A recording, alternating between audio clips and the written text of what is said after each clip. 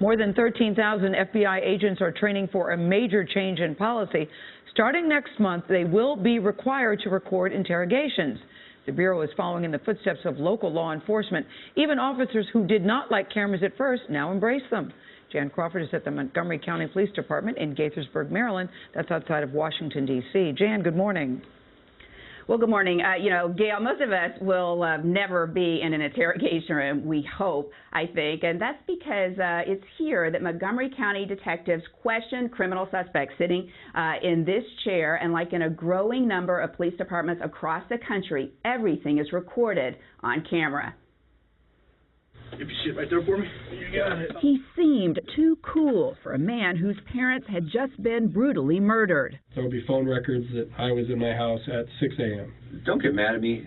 Not at all. You're hiding something. What Ernie Scherer was hiding, a jury later found, was that he killed his parents. I know you're interested in Fridays. No one bought his lies on the video.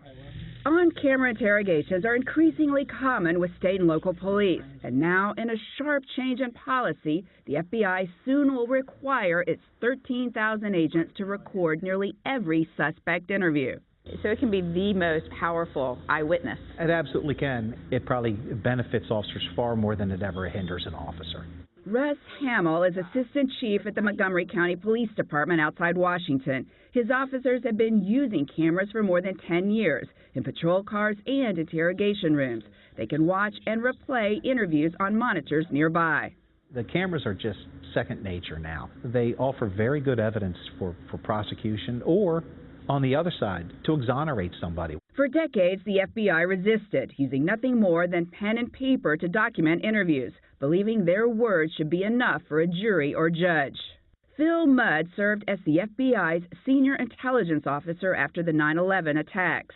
They're accustomed to getting on the stand in a proud organization to say, look, I was the one who did the interrogation. I can confirm, and I'll swear to confirming what this defendant said to me. But in an era where everything is recorded, juries expect to see the evidence, how suspects react, whether they seem evasive or contradictory. Up here we have the front-facing camera. In Montgomery County, when the department announced it was installing cameras in patrol cars, there was some resistance. Just because of the unknown? Because of the unknown, because will my sergeant be watching me? You know, is the chief going to see me, scratching my nose? But officers quickly saw the camera could be their friend, especially when a defendant accuses them of abuse. They can say, no, absolutely, I did not. Immediately show on the video that at no time did an officer lay hands on this person. The proof's in the videotape. Proof's in the video.